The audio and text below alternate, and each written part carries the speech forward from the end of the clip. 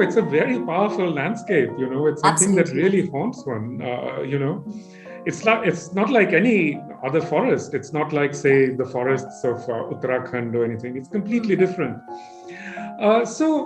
The Sundarbans actually was what they opened my eyes to the climate crisis, honestly, because way back in 2000, when I was there researching my novel, The Hungry Tide, you could already then see the effects on the Sundarban of climate change. All the things that you mentioned right now, islands disappearing,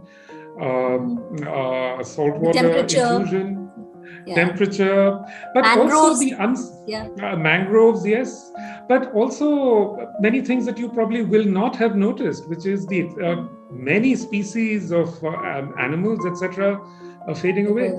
The most important creature in the Sundarbans is actually the crab. The crab is what it's the keystone species in a sense. It keeps the whole mangrove forest breathing. And there's been a huge diminution in the number of crabs. Way back, I can remember from years and years ago, you would see, crabs, whole sandbanks mud banks would turn red with crabs. You don't see that anymore.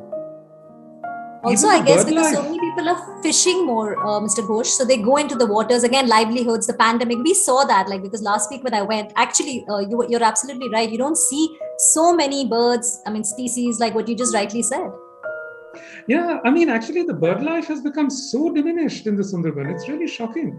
But apart from that, also, if you talk to the fishermen there, they'll tell you that it's becoming harder and harder to find fish. Survive.